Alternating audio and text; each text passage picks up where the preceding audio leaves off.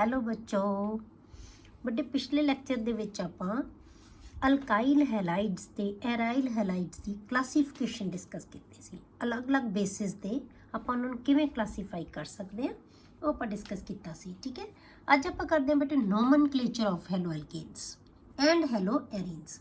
ਹੁਣ ਨੋਮਨਕਲੇਚਰ ਹੈ ਬੇਟੇ ਜਿਹੜਾ ਉਹ ਬਹੁਤ ਡਿਟੇਲ ਦੇ ਵਿੱਚ ਆਪਾਂ +1 ਦੇ ਵਿੱਚ ਡਿਸਕਸ ਕੀਤਾ ਹੋਇਆ। ਅੱਜ ਆਪਾਂ ਥੋੜਾ ਜਿਹਾ ਬਸ ਉਹਦੇ ਬਾਰੇ ਆਪਾਂ ਜਿਹੜਾ ਹੈਗਾ ਡਿਸਕਸ ਕਰਾਂਗੇ। ਜ਼ਿਆਦਾ ਨਹੀਂ ਆਪਾਂ ਡਿਟੇਲ ਦੇ ਵਿੱਚ ਡਿਸਕਸ ਕਰਨਾ, ਥੋੜਾ ਜਿਹਾ ਡਿਸਕਸ ਕਰਾਂਗੇ। ਠੀਕ ਹੈ, ਕਾਮਨ ਆਪਾਂ ਦੋ ਤਰ੍ਹਾਂ ਨਾਲ ਇਹਦੇ ਨਾਮ ਹੈ ਜਿਹੜੇ ਉਹ ਲਿਖ ਸਕਦੇ ਆ। ਅਲਕਾਈਲ ਹੈਲਾਈਡਸ ਹੈ ਚਾਹੇ ਉਹ ਐਰਾਈਲ ਹੈਲਾਈਡਸ ਹੈ, ਉਹਨਾਂ ਦੇ ਦੋ ਤਰ੍ਹਾਂ ਦੇ ਨਾਮ ਹੋ ਸਕਦੇ ਬੇਟੇ, ਕਾਮਨ ਨੇਮਸ ਐਂਡ IUPAC ਨੇਮ। ਠੀਕ ਹੈ, ਕਾਮਨ ਨਾਮ ਵੀ ਲਿਖ ਸਕਦੇ ਆ ਉਹਨਾਂ ਦੇ ਆਪਾਂ, ਤੇ IUPAC ਜਿਹੜੇ ਹੈਗੇ ਆ ਉਹ IUPAC ਕੀ ਹੈ, international union of pure and applied chemistry. ਇਹ ਸਿਸਟਮ ਹੈ ਜਿਹੜਾ ਇਹਦੇ ਅਕੋਰਡਿੰਗ ਵੀ ਇਹਨੂੰ ਕੀ ਹੈ ਜਿਹੜਾ ਇਹ ਇੰਟਰਨੈਸ਼ਨਲ ਸਿਸਟਮ ਹੈ ਜਿਹਦੇ ਅਕੋਰਡਿੰਗ ਜਿਹੜਾ ਹੈਗਾ ਨਾਮ ਉਹੀ ਹੋਏਗਾ। ਜਿੱਥੇ ਮਰਜ਼ੀ ਤੁਸੀਂ ਉਹਨੂੰ ਸਟੱਡੀ ਕਰ ਰਹੇ ਹੋ ਉਹਦਾ ਨਾਮ ਹੈ ਜਿਹੜਾ ਉਹ ਇੱਕ ਹੀ ਹੋਏਗਾ। ਠੀਕ ਹੈ, ਹੁਣ ਇਹਨਾਂ ਨੂੰ ਜਿਹੜਾ ਕਾਮਨ ਨਾਮ ਲਿਖਾਂਗੇ ਉਹ ਕਿਵੇਂ ਲਿਖਿਆ ਜਾਂਦਾ ਬੇਟੇ, ਕਿਸੇ ਵੀ ਅਲਕਾਈਲ ਗਰੁੱਪ ਤੋਂ ਬਣਿਆ ਹੈ। ਅਲਕਾਈਲ ਕਿਹਨੂੰ ਕਹਿੰਦੇ ਆ, ਜਦੋਂ ਆਪਾਂ ਹਾਈਡਰੋਜਨ ਕੱਢ ਦਿੰਦੇ ਆ, ਹਾਈਡਰੋਜਨ ਨੂੰ ਰਿਪਲੇਸ ਕਿਹਦੇ ਨਾਲ ਕਰਤਾ, ਹੈਲੋਜਨ ਦੇ ਨਾਲ, ਤਾਂ ਕੀ ਬਚ ਗਿਆ, ਅਲਕਾਈਲ ਗਰੁੱਪ ਪਿੱਛੇ ਬਚ ਗਿਆ।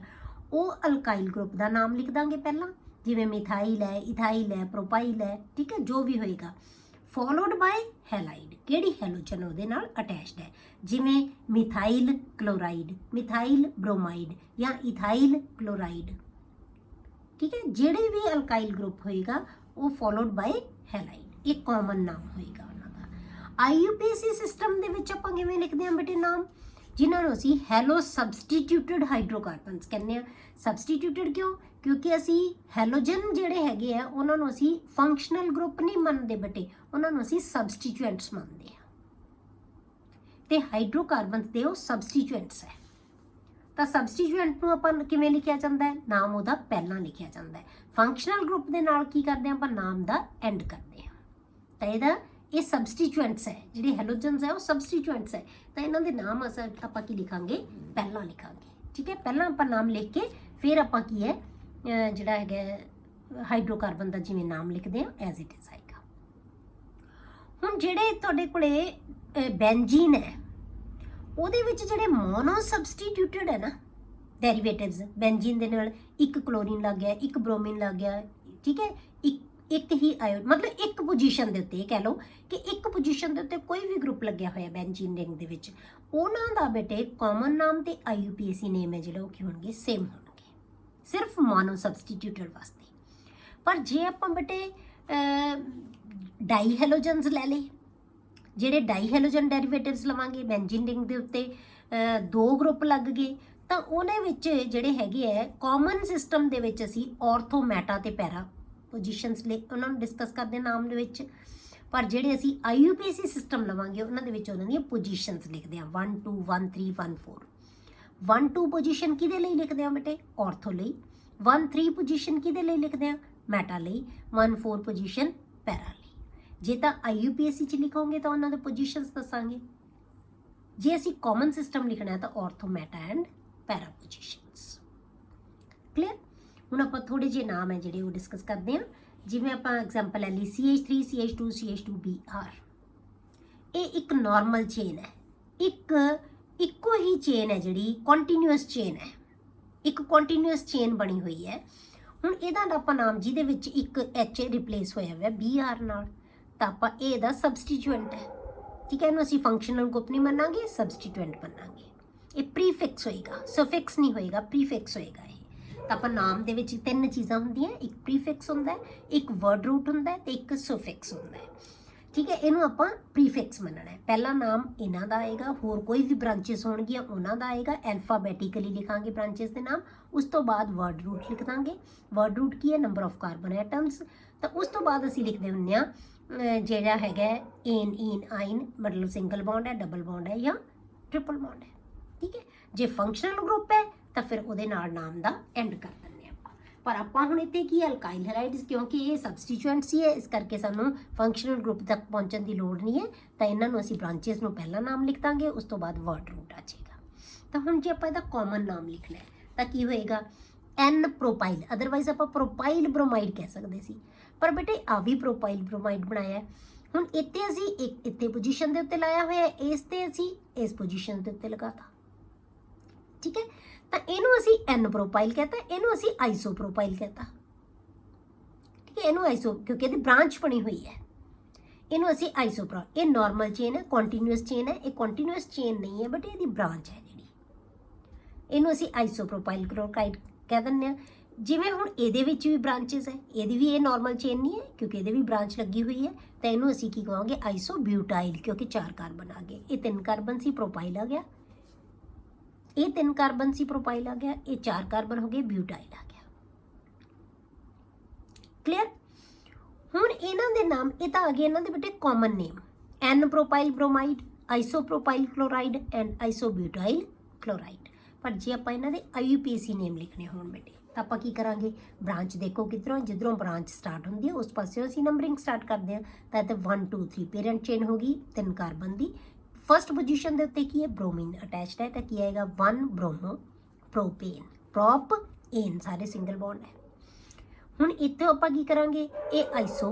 ਹੁਣ ਆਪਾਂ ਪੋਜੀਸ਼ਨ ਕਿੰਨੀ ਦੇ ਪੋਜੀਸ਼ਨ ਦੇ ਉੱਤੇ, ਚਾਹੇ ਇਧਰੋਂ ਨੰਬਰਿੰਗ ਸਟਾਰਟ ਕਰੋ ਚਾਹੇ ਇਧਰੋਂ, 2 ਪੋਜੀਸ਼ਨ ਦੇ ਉੱਤੇ ਕੀ ਹੈ ਬੇਟੇ, ਕਲੋਰੋ ਗਰੁੱਪ ਲੱਗਿਆ ਹੋਇਆ, ਕਲੋਰੀਨ ਗਰੁੱਪ ਲੱਗਿਆ ਹੋਇਆ, ਤਾਂ ਆਪਾਂ ਕੀ ਕਹਾਂਗੇ 2 ਕਲੋਰੋ, ਫਿਰ ਵਰਡ ਰੂਟ ਕੀ ਆਏਗਾ ਪ੍ਰੋਪ ਸਾਰੇ ਸਿੰਗਲ ਬੌਂਡ ਏਨ ਪ੍ਰੋਪੇਨ, 2 ਕਲੋਰੋ ਪ੍ਰੋਪੇਨ।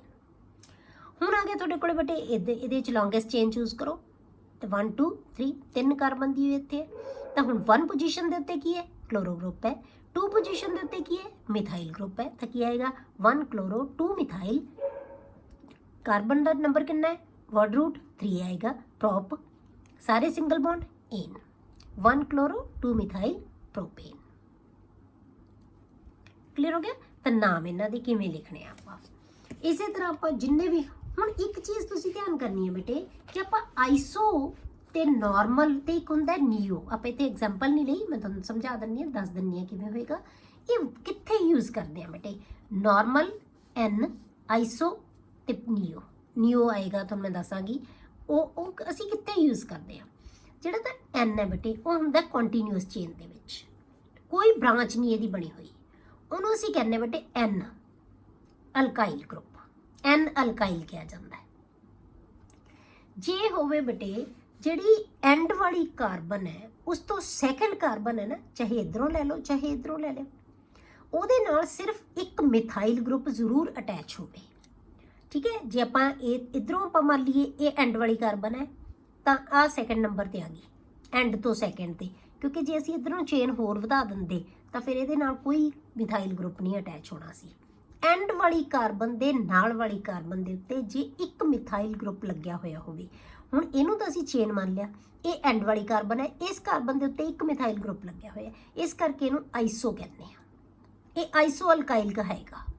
ਹੁਣ ਇਸੇ ਤਰ੍ਹਾਂ ਇਹਦੇ ਵਿੱਚ ਦੇਖੋ ਤੁਸੀਂ, ਐਂਡ ਵਾਲੀ ਕਾਰਬਨ ਤੋਂ ਨਾਲ ਵਾਲੀ ਕਾਰਬਨ ਦੇ ਨਾਲ ਇੱਕ ਮਿਥਾਈਲ ਗਰੁੱਪ ਲੱਗਿਆ ਹੋਇਆ ਹੈ, ਇਹਨੂੰ ਅਸੀਂ ਕਹਿੰਦੇ ਆ ਆਈਸੋ ਅਲਕਾਈਲ। ਜੇ ਬੇਟੇ ਆਪਾਂ ਇਸ H ਨੂੰ ਵੀ ਰਿਪਲੇਸ ਕਰ ਦਈਏ CH3, ਮੈਂ ਇਸ H ਦੀ ਬਜਾਏ ਇੱਥੇ ਮੈਂ ਲਿਖ ਦਿੰਦੀ CH3, ਤਾਂ ਐਂਡ ਵਾਲੀ ਕਾਰਬਨ ਦੇ ਨਾਲ ਵਾਲੀ ਕਾਰਬਨ ਦੇ ਉੱਤੇ 2 ਮਿਥਾਈਲ ਗਰੁੱਪ ਬਣ ਜਾਣੇ ਸੀ ਬੇਟੇ। ਜੇ 2 ਮਿਥਾਈਲ ਗਰੁੱਪ ਹੋਣਗੇ ਤਾਂ ਉਹਨੂੰ ਅਸੀਂ ਕਹਿੰਦੇ ਆ ਨੀਓ, NEO, ਨੀਓ। ਸਮਝ ਆ ਗਈ। N ਕਿੱਥੇ ਲਾਉਣਾ ਹੈ, ਨਾਰਮਲ ਚੇਨ ਤੇ, ਕੰਟੀਨਿਊਸ ਚੇਨ ਤੇ। ਜੇ ਐਂਡ ਵਾਲੀ ਕਾਰਬਨ ਦੇ ਨਾਲ ਵਾਲੀ ਕਾਰਬਨ ਹੈ ਜਿਹੜੀ, ਠੀਕ ਹੈ, ਸੈਕੰਡ ਲਾਸਟ ਕਹਿ ਲਓ, ਉਹਦੇ ਨਾਲ ਇੱਕ ਮਿਥਾਈਲ ਗਰੁੱਪ ਲੱਗਿਆ ਆਈਸੋ, ਜੇ 2 ਮਿਥਾਈਲ ਗਰੁੱਪ ਲੱਗੇ ਹੈ ਤਾਂ ਉਹ ਨੀਓ ਹੋਏਗਾ। ਬਸ ਇਹ ਧਿਆਨ ਰੱਖਣਾ, ਕਲੀਅਰ। ਉਸ ਤੋਂ ਬਾਅਦ ਬੇਟੇ ਆਪਾਂ ਜਿਹੜੇ ਐਰੀਨਸ ਹੈ ਉਹਨਾਂ ਦਾ, ਅਰਾਈਲ ਹੈਲਾਈਡਸ ਹੈ ਉਹਨਾਂ ਦੇ ਨਾਮ ਕਿਵੇਂ ਲਿਖਦੇ ਆਪਾਂ ਉੱਤੇ ਡਿਸਕਸ ਕੀਤੇ ਹੀ ਹੈ ਕਿ ਜੇ ਤਾਂ ਮੋਨੋ ਸਬਸਟੀਟਿਊਟਡ ਹੋਣਗੇ ਤਾਂ ਸੇਮ ਨਾਮ ਹੋਣਗੇ, ਕਾਮਨ ਨੇਮ ਤੇ ਜਿਹੜਾ ਹੈਗੇ ਆ IUPAC, ਪਰ ਜੇ ਤੁਹਾਡੇ ਕੋਲੇ ਇੱਕ ਤੋਂ ਜ਼ਿਆਦਾ ਹੋਣਗੇ ਤਾਂ ਫਿਰ ਆਪਾਂ ਕੀ ਕਰਦੇ ਆ, ਉਹਨਾਂ ਦੇ ਨਾਮ ਅਲੱਗ-ਅਲੱਗ ਹੈ। IUPAC ਹੋਰ ਹੋਣਗੇ, ਕਾਮਨ ਨੇਮ ਹੋਰ ਹੋਣਗੇ, ਠੀਕ ਹੈ। ਜਿਵੇਂ ਆਪਾਂ ਲੈ ਲਿਆ ਬੈਂਜੀਨ ਰਿੰਗ ਦੇ ਉੱਪਰ ਆਪਾਂ ਇੱਕ ਬ੍ਰੋਮੀਨ ਲਗਾਤਾ ਤਾਂ ਕੀ ਬਣ ਗਿਆ, ਬ੍ਰੋਮੋਬੈਂਜੀਨ। ਇਹਦਾ ਕਾਮਨ ਨੇਮ ਵੀ ਬ੍ਰੋਮੋਬੈਂਜੀਨ ਹੀ ਹੈ, ਇਹਦਾ IUPAC ਨੇਮ ਵੀ ਬ੍ਰੋਮੋਬੈਂਜੀਨ ਹੀ ਹੈ, ਠੀਕ ਹੈ। ਦੋਨੋਂ ਨੇਮ ਕੀ ਹੋਣਗੇ, ਸੇਮ। ਕਿਉਂ, ਕਿਉਂਕਿ ਮੋਨੋ ਸਬਸਟੀਟਿਊਟਡ ਹੈ, ਇੱਕ ਹੀ ਜਿਹੜਾ ਬ੍ਰੋਮੀਨ, ਭਾਵੇਂ ਤੇ ਕਲੋਰੀਨ ਹੈ ਤਾਂ ਕਲੋਰੋਬੈਂਜੀਨ ਆ ਜਾਏਗਾ, ਜੇ ਆਇਓਡੀਨ ਹੈ ਆਇਓਡੋਬੈਂਜੀਨ ਬਣ ਜਾਏਗਾ। ਕਲੀਅਰ। ਪਰ ਜੇ ਇੱਕ ਤੋਂ ਜ਼ਿਆਦਾ ਗਰੁੱਪ ਹੋਵੇ, ਕੋਈ ਵੀ ਹੋ ਸਕਦੇ ਆ ਇਹ, ਕਲੋਰੀਨ ਹੈ ਬ੍ਰੋਮੀਨ ਵੀ, ਜੋ ਵੀ ਗਰੁੱਪ ਹੋਣਗੇ, ਜੇ 2 ਪੋਜੀਸ਼ਨਸ ਦੇ ਉੱਤੇ ਲੱਗੇ ਹੋਏ ਆ ਤਾਂ ਅਸੀਂ ਉਹਨੂੰ ਆਰਥੋ ਕਹਿੰਦੇ ਆ। ਜੇ ਐਡਜੈਸੈਂਟ ਪੋਜੀਸ਼ਨ ਦੇ ਉੱਤੇ ਤੇ 1 ਤੇ 2 ਪੋਜੀਸ਼ਨ ਦੇ ਉੱਤੇ ਕੋਈ ਵੀ 2 ਪੋਜੀਸ਼ਨ, ਬਟ ਇਹ ਭਾਵੇਂ ਇੱਥੇ ਤੇ ਇੱਥੇ ਲੈ ਲਓ, ਜਿੱਥੇ ਵੀ ਲਓਗੇ ਉਹ 1 ਤੇ 2 ਬਣ ਜਾਣੀਆਂ ਉਹ ਪੋਜੀਸ਼ਨਸ। ਜ਼ਰੂਰ ਇੱਥੋਂ ਥੋੜਾ ਅਸੀਂ ਵੀ ਜ਼ਰੂਰੀ ਇੱਥੋਂ ਸ਼ੁਰੂ ਕਰਨੀ ਹੈ ਪੋਜੀਸ਼ਨ, ਜਿੱਥੇ ਗਰੁੱਪ ਅਟੈਚ ਹੋਏਗਾ ਉਹਦੇ ਤੋਂ ਹੀ, ਠੀਕ ਹੈ। ਇਹ 1 2 ਹੈ, ਜੇ ਇੱਥੇ ਤੇ ਇੱਥੇ ਲਗਾ ਦੋਗੇ ਇਹ 1 2 ਬਣ ਜਾਏਗਾ, ਜੇ ਇੱਥੇ ਤੇ ਇੱਥੇ ਲਗਾ ਦੋਗੇ ਇਹ 1 2 ਬਣ ਜਾਏਗਾ।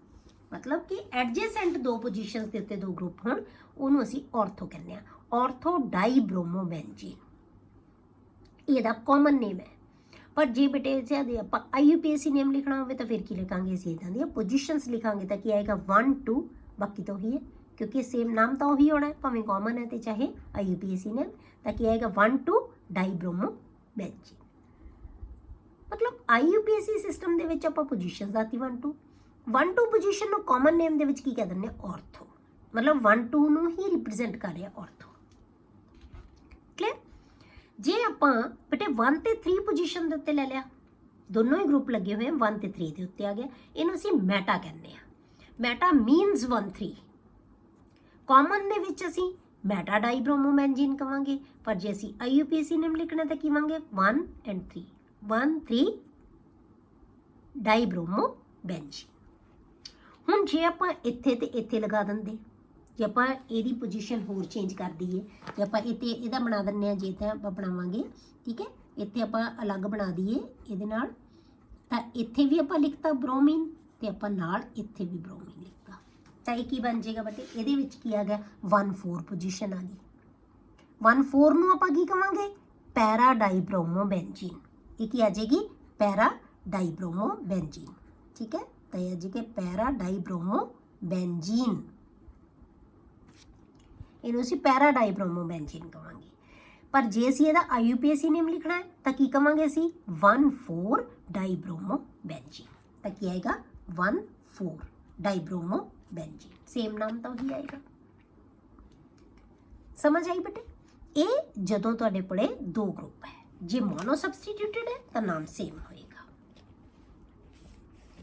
ਹੁਣ ਜੇ ਆਪਣੇ ਕੋਲੇ 2 ਹੈਲੋ ਅਲਕੇਨਸ ਦੇ ਵਿੱਚ ਹੋਣ, ਪਹਿਲਾਂ ਤਾਂ ਹੁਣ ਤਾਂ ਆਪਾਂ ਐਰੋਮੈਟਿਕ ਚ ਲਿਆ, ਜੇ ਆਪਾਂ ਇਹ ਹੈਲੋ ਐਰੀਨ ਚ ਲਿਆ, ਜੇ ਆਪਾਂ ਅਲਕੇਨਸ ਦੇ ਵਿੱਚ ਵੀ ਲਈਏ 2 ਗਰੁੱਪ ਹੋਣ, ਠੀਕ ਹੈ। Di halo alkanes having same type of halogen atom, ਇੱਕੋ ਹੀ ਤਰ੍ਹਾਂ ਦੀ ਹੈਲੋਜਨ ਐਟਮ ਹੋਵੇ ਤਾਂ ਉਹਦਾ ਨਾਮ ਹੈ ਜਿਹੜਾ ਬੇਟੇ ਉਹ ਕਿਵੇਂ ਲਿਖਾਂਗੇ ਆਪਾਂ। ਜਿਹੜਾ ਅਸੀਂ ਕਾਮਨ ਨੇਮ ਲਿਖਦੇ ਹਾਂ ਬੇਟੇ, ਉਹਨੂੰ ਅਸੀਂ ਕਹਿੰਦੇ ਹਾਂ ਐਥਲੀਡੀਨ ਕਲੋਰਾਈਡ। ਜੇ ਮਤਲਬ ਜੇ ਆਪਾਂ ਕਲੋਰੀਨ ਲੱਗੀ ਹੋਈ ਹੈ ਤੁਹਾਡੇ ਕੋਲੇ ਸੇਮ ਕਾਰਬਨ ਦੇ ਉੱਤੇ, ਦੋਨੋਂ ਹੀ ਕਲੋਰੀਨ ਸੇਮ ਕਾਰਬਨ ਦੇ ਉੱਤੇ, ਉਹਨੂੰ ਕਹਿੰਦੇ ਅਸੀਂ ethylidene chloride. Both halogen atoms are on the same carbon. ਹੈ 2, ਆਪਾਂ ਹੁਣੇ ਕਿਹਾ ਕਿ ਡਾਈ ਹੈਲੋ ਅਲਕੇਨਸ ਹੈ। ਜੇ ਦੋਨੋਂ ਹੀ ਹੈਲੋਜਨਸ ਇੱਕ ਹੀ ਕਾਰਬਨ ਦੇ ਉੱਤੇ ਅਟੈਚਡ ਹੈ, ਉਹਨੂੰ ਕਹਿੰਦੇ ਅਸੀਂ ਐਥਲੀਡੀਨ ਕਲੋਰਾਈਡ ਜਾਂ ਐਥਲੀਡੀਨ ਬ੍ਰੋਮਾਈਡ, ਕੋਈ ਵੀ ਐਥਲੀਨ ਹੈਲਾਈਡ ਕਹਿ ਲਓ ਤੁਸੀਂ ਇੱਥੇ। ਇਹਨਾਂ ਨੂੰ ਅਸੀਂ ਕਹਿੰਦੇ ਹਾਂ ਜੈਮ ਡਾਈਹੈਲਾਈਡਸ। ਜੈਮ ਮੀਨਸ ਜੇ ਇੱਕੋ ਹੀ ਕਾਰਬਨ ਤੇ 2 ਗਰੁੱਪ, ਜਿੱਥੇ ਅਸੀਂ ਜੈਮ ਲਗਾਤਾ ਇਹਦਾ ਮਤਲਬ ਕਿ ਦੋਨੋਂ ਹੈਲੋਜਨ ਗਰੁੱਪਸ ਹੈ ਜਿਹੜੇ ਉਹ ਇੱਕ ਹੀ ਕਾਰਬਨ ਦੇ ਉੱਤੇ ਅਟੈਚਡ ਹੈ, ਉਹਨਾਂ ਨੂੰ ਅਸੀਂ ਜੈਮ ਡਾਈਹੈਲਾਈਡਸ ਕਹਿੰਦੇ ਹਾਂ। ਇਹਦਾ ਮਤਲਬ ਕੀ ਹੈ ਕਿ 1 1 ਪੋਜੀਸ਼ਨ ਨੂੰ, ਜਿਵੇਂ ਆਪਾਂ 1 2 ਨੂੰ ਆਰਥੋ ਕਿਹਾ ਸੀ, 1 3 ਨੂੰ ਮੈਟਾ ਕਿਹਾ ਸੀ, 1 4 ਨੂੰ ਪੈਰਾ ਕਿਹਾ ਸੀ, ਉਵੇਂ 1 1 ਪੋਜੀਸ਼ਨ ਨੂੰ ਕੌਣ ਰਿਪਰੈਜ਼ੈਂਟ ਕਰਦਾ, ਜੈਮ। ਮਤਲਬ 1 1 ਦਾ ਮਤਲਬ ਦੋਨੋਂ ਗਰੁੱਪ ਇੱਕ ਪੋਜੀਸ਼ਨ ਦੇ ਉੱਤੇ ਲੱਗੇ ਹੋਏ, ਭਾਵੇਂ ਉਹ 2 2 ਤੇ ਹੋਣ, ਜਿੰਨੇ ਮਰਜ਼ੀ ਤੇ ਹੋਣ, ਪਰ ਸੇਮ ਹੋਣ। ਜ਼ਰੂਰੀ ਨਹੀਂ 1 1 ਤੇ ਹੈ, ਜਿੰਨੇ ਤੇ ਮਰਜ਼ੀ, ਮਤਲਬ ਇੱਕੋ ਹੀ ਕਾਰਬਨ ਤੇ ਦੋਨੋਂ ਗਰੁੱਪ ਅਟੈਚਡ ਹੋਣ, ਉਹਨੂੰ ਅਸੀਂ ਜੈਮ ਡਾਈਹੈਲਾਈਡਸ ਕਹਿੰਦੇ ਹਾਂ।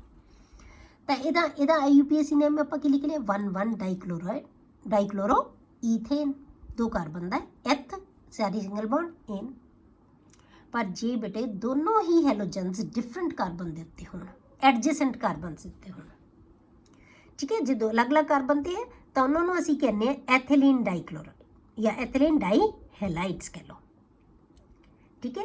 ਐਥੀਲੀਨ ਡਾਈਹੈਲਾਈਡਸ, ਜਿਨ੍ਹਾਂ ਨੂੰ ਅਸੀਂ ਕਹਿੰਦੇ ਹਾਂ ਵਿਸ ਡਾਈਹੈਲਾਈਡਸ, ਇਹਨਾਂ ਨੂੰ ਜੈਮ ਕਹਿੰਦੇ ਆ, ਇਹਨਾਂ ਨੂੰ ਵਿਸਿਨਲ ਕਹਿੰਦੇ ਆ ਜਿਨ੍ਹਾਂ ਨੂੰ, ਠੀਕ ਹੈ। ਵਿਸ ਡਾਈਹੈਲਾਈਡਸ, ਵਿਸ डाईहैलाइड्स। ये जेम डाईहैलाइड्स जे एक ही कार्बन के उत्ते होणगे दोनों ग्रुप, जे अलग अलग कार्बन के उत्ते दोनों ग्रुप तो वो विस डाईहैलाइड्स। क्लीयर।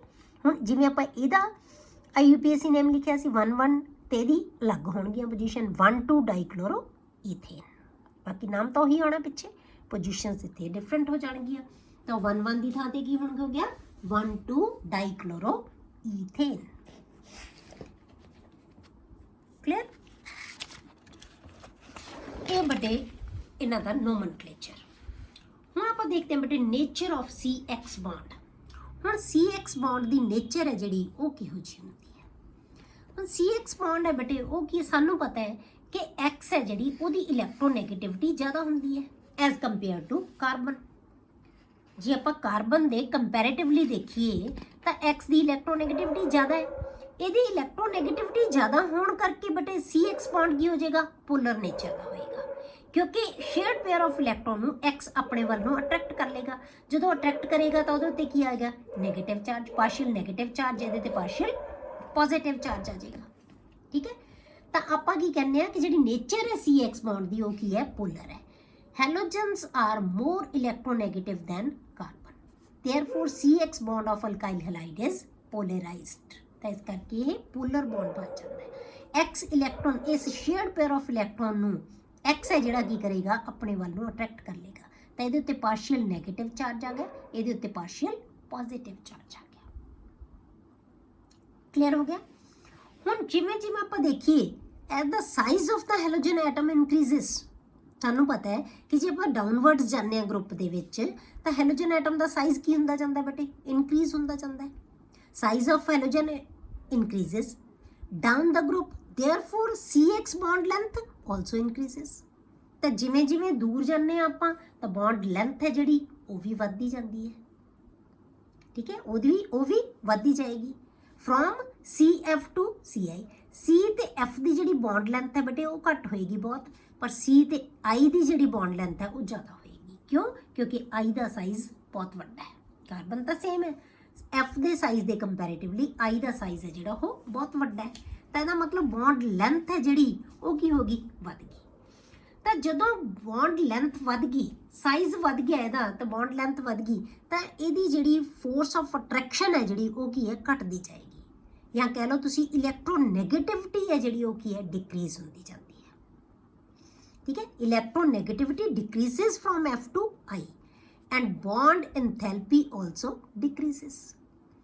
हुण जे इहदी जिहड़ी इलैक्ट्रोनैगेटिविटी है वो घट गई, इलैक्ट्रॉन नूं खिच्चण दी पावर है जिहड़ी वो घट गई, ते बॉन्ड इंथैल्पी है ना बेटे जिहड़ी वो भी घटदी जाएगी। बॉन्ड नूं टुट्टण लई जिन्नी एनर्जी चाहिदी है वो भी घटदी जाएगी। क्यों? क्योंकि बॉन्ड लेंथ वध गई।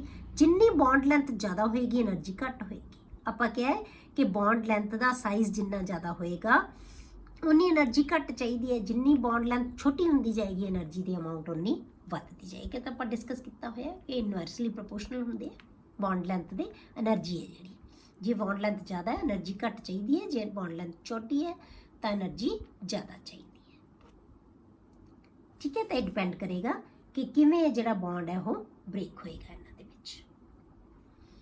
हुण आपां देखदे हां बेटे methods of preparation of haloalkanes. हुण हैलो अल्केन्स नूं आपां पहलां हैलो अल्केन्स प्रिपेयर करांगे, फिर आपां हैलो एरीन्स प्रिपेयर करांगे।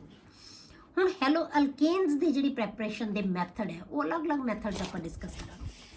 सब तो पहलां आपां लैंदे हां बेटे फ्रॉम अल्कोहल्स। अल्कोहल्स तो आपां हैलो अल्केन्स नूं किवें प्रिपेयर करते हैं, हैलो अल्केन्स नूं अल्कोहल्स तो किवें प्रिपेयर किया जाता है। ਇਹਦੇ ਵਿੱਚ ਜਿਹੜਾ ਆਪਾਂ ਇਹਦੇ ਮੈਥਡ ਲਵਾਂਗੇ, ਪਹਿਲਾ ਮੈਥਡ ਹੈ ਜਿਹੜਾ ਉਹ ਲਵਾਂਗੇ by the action of halogen acids. Halogen acids ਦੇ ਨਾਲ ਅਲਕੋਹਲ ਦੇ ਉੱਤੇ ਜਦੋਂ ਹੈਲੋਜਨ ਐਸਿਡਸ ਹੈ ਜਿਹੜੇ ਉਹ ਜਦੋਂ ਰਿਐਕਟ ਕਰਦੇ ਆ ਉਹਦੇ ਨਾਲ ਤਾਂ ਇਹ ਕੀ ਬਣਾ ਲੈਂਦੇ ਆ ਅਲਕਾਈਲ ਹੈਲਾਈਡਸ। ਹੈਲੋਜਨ ਐਸਿਡਸ ਦੇ ਨਾਲ ਰਿਐਕਟ ਕਰਕੇ ਆਪਾਂ ਕੀ ਲਿਆ ਅਲਕੋਹਲ ਲੈ ਲਿਆ, ਪਲੱਸ ਆਪਾਂ ਕੀ ਲੈ ਲਿਆ ਜਿਹੜਾ ਹੈਗਾ ਹੈਲੋਜਨ ਐਸਿਡ ਲੈ ਲਿਆ। मतलब कि HX हैलोजन एसिड किनू कहते हैं आप, जिमें HCl HBr HI कुछ भी ले लिया, ये ले लिया आप एसिड। ਇਹਨਾਂ ਨੂੰ ਦੋਨੋਂ ਜਦੋਂ ਰਿਐਕਟ ਕਰਦੇ ਆ ਤਾਂ ਇਹਦੇ ਵਿੱਚੋਂ OH ਤੇ ਇਹਦੇ ਚੋਂ H ਜਾਏਗਾ, ਵਾਟਰ ਮੋਲੀਕਿਊਲ ਬਾਹਰ ਨਿਕਲ ਜਾਏਗਾ, R ਦੇ ਨਾਲ X ਅਟੈਚ ਹੋ ਜਾਏਗਾ। ਕਲੀਅਰ ਹੋ ਗਿਆ? ਤਾਂ ਇਹ ਆ ਗਿਆ ਤੁਹਾਡੇ ਕੋਲੇ ਜਿਹੜਾ ਅਲਕਾਈਲ ਹੈਲਾਈਡ। ਅਲਕੋਹਲ ਤੋਂ ਆਪਾਂ ਪ੍ਰਿਪੇਅਰ ਕਰ ਸਕਦੇ ਹਾਂ ਬਾਈ ਦਾ ਐਕਸ਼ਨ ਆਫ ਹੈਲੋਜਨ ਐਸਿਡਸ।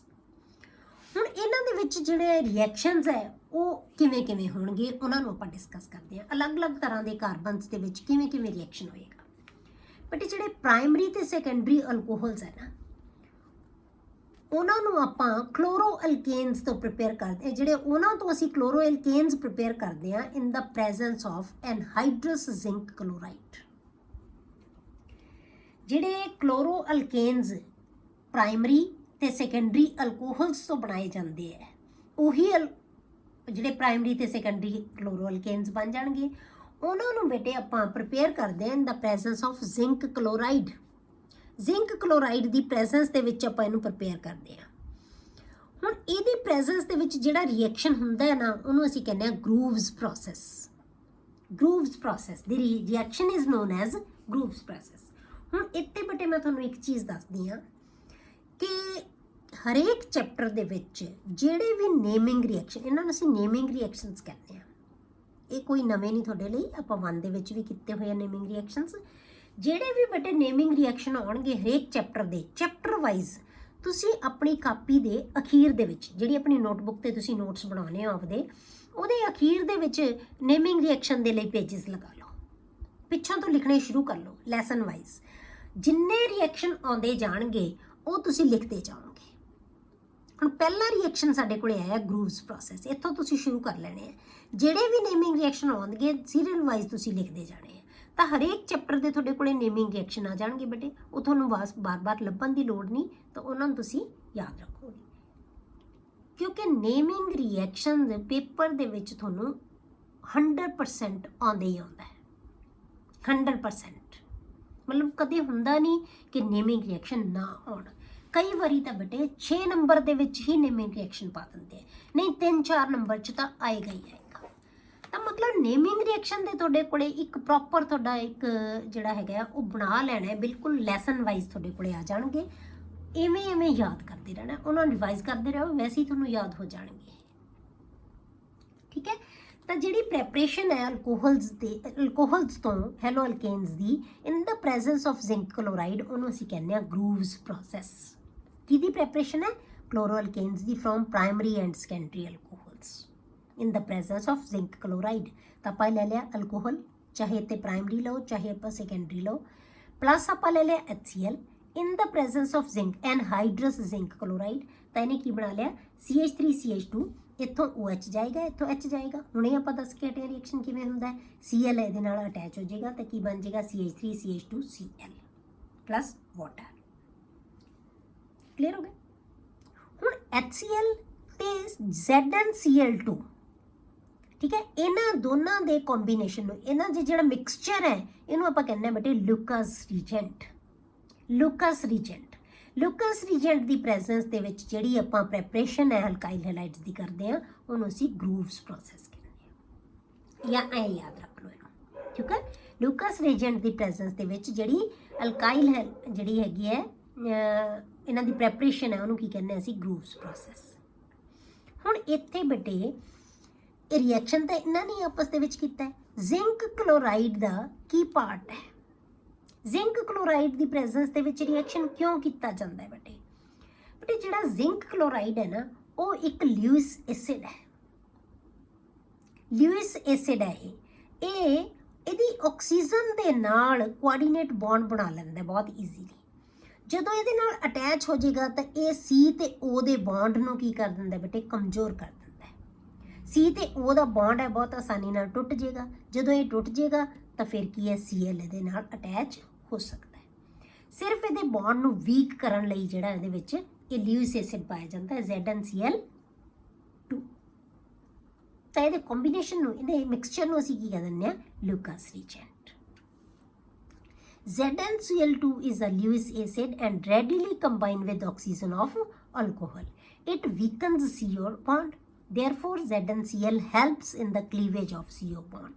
मतलब कि सिर्फ यदि हेल्प करता है, C ਤੇ O ਦੇ ਬੌਂਡ ਨੂੰ ਬ੍ਰੇਕ ਕਰਨ ਵਾਸਤੇ ਹੈਲਪ ਕਰਦਾ ਹੈ ZnCl2। ਕਈ ਵਾਰ ਤੁਹਾਨੂੰ ਕੁਐਸਚਨ ਆਉਂਦਾ ਹੈ ਕਿ why ZnCl2 anhydrous ZnCl2 is added to preparation of alkyl halide from alcohols from halogen acids, ठीक है, ਜਾਂ with the reaction of halogen acids। ਇਹ 'ਚ ਕਿਉਂ ਐਡ ਕੀਤਾ ਜਾਂਦਾ ਹੈ, ਕਾਹਦੇ ਵਾਸਤੇ ਕਰਦੇ ਆਪਾਂ, ਕਿਉਂਕਿ ਇਹਦੇ C ਤੇ O ਦੇ ਬੌਂਡ ਨੂੰ ਇਹ ਵੀਕ ਕਰ ਦਿੰਦਾ ਹੈ, ਇਸ ਲਈ ਇਹਦੇ ਵਿੱਚ ਯੂਜ਼ ਕੀਤਾ ਜਾਂਦਾ ਹੈ। ਪਰ ਜਿਹੜੇ ਟਰਸ਼ਰੀ ਐਲਕੋਹਲਸ ਹੈ ਬੇਟੇ, ਕਿਉਂਕਿ ਆਪਾਂ ਸਿਰਫ ਪ੍ਰਾਇਮਰੀ ਤੇ ਸੈਕੰਡਰੀ ਦੀ ਗੱਲ ਕੀਤੀ ਹੈ, ਜਿਨ੍ਹਾਂ ਨੂੰ ਆਪਾਂ ਗਰੂਵਸ ਪ੍ਰੋਸੈਸ ਕਹਿੰਦੇ ਆ, ਪਰ ਜਿਹੜੇ ਟਰਸ਼ਰੀ ਐਲਕੋਹਲਸ ਹੈ ਨਾ ਬੇਟੇ, ਇਹ ਬਹੁਤ ਰਿਐਕਟਿਵ ਹੁੰਦੇ ਆ, ਇਹ ਬਹੁਤ ਰਿਐਕਟਿਵ ਹੁੰਦੇ ਆ। ਇਹਨਾਂ ਦੇ ਵਾਸਤੇ ਸਾਨੂੰ ZnCl2 ਦੀ ਲੋੜ ਹੀ ਨਹੀਂ ਪੈਂਦੀ ਬੇਟੇ, ਇਹ ਇਹਦੇ ਤੋਂ ਬਿਨਾਂ ਹੀ ਰੂਮ ਟੈਂਪਰੇਚਰ ਤੇ ਰਿਐਕਟ ਕਰ ਲੈਂਦੇ ਆ। Tertiary alcohols are very reactive, they react even in the absence of ZnCl2 at room temperature। Tertiary alcohol ਦੇ ਵਿੱਚ HCl ਪਾਓ ਤਾਂ tertiary alkyl halide ਬਣ ਜਾਏਗਾ ਤੁਹਾਡੇ ਕੋਲੇ ਪਲੱਸ H2O, ਇੱਥੋਂ OH ਜਾਏਗਾ, ਇੱਥੋਂ H ਜਾਏਗਾ, Cl ਇਹਦੇ ਨਾਲ ਅਟੈਚ ਹੋ ਜਾਏਗਾ। ਕਲੀਅਰ ਹੋ ਗਿਆ। ਹੁਣ ਉਸ ਤੋਂ ਬਾਅਦ ਜੇ ਆਪਾਂ Br ਨਾਲ ਰਿਐਕਸ਼ਨ ਕਰਨਾ ਹੈ, ਇਹ ਤਾਂ ਆਪਾਂ ਕਲੋਰੋ ਕੰਪਾਊਂਡਸ ਬਣਾਏ Br ਦੇ ਨਾਲ, ਜੇ ਆਪਾਂ HBr ਪਾਤਾ ਕੰਸੈਂਟਰੇਟਡ ਸਲਫਿਊਰਿਕ ਐਸਿਡ, ਤਾਂ ਕੀ ਬਣ ਜਾਏਗਾ, ਇਹ Br ਇੱਥੇ ਅਟੈਚ ਹੋ ਜਾਏਗਾ, HOH ਬਾਹਰ ਨਿਕਲ ਜਾਏਗਾ। ਹੁਣ ਜਿਹੜਾ Br ਹੈ ਨਾ ਬੇਟੇ, ਇਹ ਅਨਸਟੇਬਲ ਕੰਪਾਊਂਡ ਹੈ, HCl is very stable compound, ਪਰ HBr ਹੈ ਜਿਹੜਾ ਇਹਦੇ ਕੰਪੈਰੀਟਿਵਲੀ ਬਹੁਤ ਅਨਸਟੇਬਲ ਕੰਪਾਊਂਡ ਹੁੰਦਾ ਹੈ। ਇਸ ਕਰਕੇ ਬਹੁਤ ਈਜ਼ੀਲੀ ਅਸੀਂ ਇਹਦੇ ਤੋਂ ਨਹੀਂ HBr ਨਾਲ ਰਿਐਕਟ ਕਰਕੇ ਨਹੀਂ ਅਸੀਂ ਇਹ ਬਣਾ ਸਕਦੇ। ਤਾਂ ਆਪਾਂ ਕੀ ਕਰਦੇ ਹਾਂ, ਇਹਦੇ ਵਿੱਚ ਅਸੀਂ ਕੰਸੈਂਟਰੇਟਡ ਸਲਫਿਊਰਿਕ ਐਸਿਡ ਪਾਉਂਦੇ ਹਾਂ, ਤਾਂ HBr ਹੈ ਜਿਹੜਾ, ਉਹਨੂੰ ਅਸੀਂ HBr ਨੂੰ ਅਸੀਂ ਰਿਐਕਸ਼ਨ ਦੇ ਦੌਰਾਨ ਵੀ ਬਣਾ ਸਕਦੇ ਹਾਂ, ਠੀਕ ਹੈ। ਤਾਂ ਆਪਾਂ ਕੀ ਕਰਾਂਗੇ, HBr ਨਹੀਂ ਲਵਾਂਗੇ, ਅਸੀਂ ਕੀ ਲਵਾਂਗੇ, ਸਲਫਿਊਰਿਕ ਐਸਿਡ ਤੇ Br ਦਾ ਕੋਈ ਸਾਲਟ ਲੈ ਲਾਂਗੇ। ਤਾਂ ਜਦੋਂ ਕਿਸੇ ਵੀ Br ਦਾ ਸਾਲਟ ਹੈ ਜਿਹੜਾ, ਜਾਂ ਪੋਟਾਸ਼ੀਅਮ ਜਾਂ ਸੋਡੀਅਮ ਸਾਲਟ ਲੈ ਲਾਂਗੇ ਆਪਾਂ ਇਹਦਾ, ਕਿਉਂਕਿ ਉਹ ਬਹੁਤ ਰਿਐਕਟਿਵ ਹੁੰਦੇ ਆ। ਜਦੋਂ ਸੋਡੀਅਮ ਜਾਂ ਪੋਟਾਸ਼ੀਅਮ ਦਾ ਸਾਲਟ ਲਵਾਂਗੇ, H2SO4 ਦੇ ਵਿੱਚ ਪਾਵਾਂਗੇ, ਤਾਂ ਦੋਨੋਂ ਰਿਐਕਟ ਕਰਕੇ ਉਹਨੇ ਕੀ ਬਣਾ ਲੈਣਾ, ਇੱਥੋਂ HBr ਪ੍ਰੋਡਿਊਸ ਹੋ ਜਾਏਗਾ। ਤਾਂ ਇਹਦਾ ਮਤਲਬ HBr ਅਸੀਂ ਕੰਪਾਊਂਡ ਲੈਂਦੇ ਨਹੀਂ, ਅਸੀਂ ਰਿਐਕਸ਼ਨ ਦੇ ਦੌਰਾਨ ਬਣਾ ਲੈਂਦੇ ਹਾਂ। ਤਾਂ ਆਪਾਂ ਕੀ ਲਵਾਂਗੇ, ਇੱਕ ਸਪੋਜ਼ ਕਰੋ ਆਪਾਂ KBr ਲੈ ਲਿਆ ਤੇ H2SO4 ਲੈ ਲਿਆ, ਦੋਨੋਂ ਲੈ ਲਾਂਗੇ, ਠੀਕ ਹੈ। HBr being unstable can also be generated in situ, मतलब कि ड्यूरिंग द रिएक्शन, आप ड्यूरिंग द रिएक्शन ही बना सकते हैं HBr, क्योंकि स्टेबल नहीं है compound, by the action of H2SO4 on KBr और NaBr। तो हम ਇਹਦੀ ਬਜਾਏ ਆਪਾਂ, ਇਹਦੀ ਬਜਾਏ ਲਿਖਣ ਦੀ ਬਜਾਏ ਆਪਾਂ ਕੀ ਲਿਖਾਂਗੇ, CH3CH2OH plus KBr plus H2SO4, ਇਹ ਦੋਨੋਂ ਆਪਸ 'ਚ ਰਿਐਕਟ ਕਰਨਗੇ ਤਾਂ ਕੀ ਬਣਾ ਲੈਣਗੇ, ਪੋਟਾਸ਼ੀਅਮ ਦਾ ਸਲਫੇਟ ਬਣ ਜਾਏਗਾ, ਠੀਕ ਹੈ। ਇਹਦਾ ਬਾਈਸਲਫੇਟ ਮਤਲਬ ਇੱਕ H ਛੱਡਣਾ ਇਹਨਾਂ ਨੇ, H ਛੱਡੇਗਾ ਇੱਕ, ਉਹ ਕਿਹਦੇ ਨਾਲ ਕੰਬਾਈਨ ਹੋ ਜਾਏਗਾ, ਇਹਦੇ ਨਾਲ, ਤਾਂ ਕੀ ਬਣ ਗਿਆ HBr। ਤਾਂ ਹੁਣ HBr ਦਾ ਫਿਰ ਰਿਐਕਸ਼ਨ ਉਹੀ ਹੋਏਗਾ ਜੋ ਆਪਾਂ ਉੱਪਰ ਲਿਖਿਆ, ਫਿਰ ਤਾਂ ਕੋਈ ਫਰਕ ਹੀ ਨਹੀਂ। ਮਤਲਬ ਕੀ ਹੈ, ਇਹਨੇ Br ਰਿਲੀਜ਼ ਕਰਨਾ ਹੈ, ਤਾਂ ਇਹ ਸਟੇਬਲ ਨਹੀਂ ਹੁੰਦਾ ਕੰਪਾਊਂਡ, ਬਟ ਇਹ ਸਟੇਬਲ ਕੰਪਾਊਂਡ ਹੈ, ਇਹ Br ਰਿਲੀਜ਼ ਕਰੇਗਾ, Br ਰਿਲੀਜ਼ ਕਰੇਗਾ ਤਾਂ ਇਹ ਇਹਨੂੰ ਰਿਪਲੇਸ ਕਰ ਦੇਗਾ, ਠੀਕ ਹੈ। ਤਾਂ ਇਹਨੂੰ CH3CH2Br ਆ ਗਿਆ, ਇੱਥੋਂ OH ਜਾਏਗਾ ਤਾਂ ਕੀ ਬਣਾ ਲੇਗਾ, KHSO4, ਕਿਉਂਕਿ ਇੱਥੋਂ H ਜਾਏਗਾ, ਇੱਕ H ਇੱਥੋਂ ਜਾਏਗਾ, ਉਹ K ਦੇ ਨਾਲ ਅਟੈਚ ਹੋ ਜਾਏਗਾ।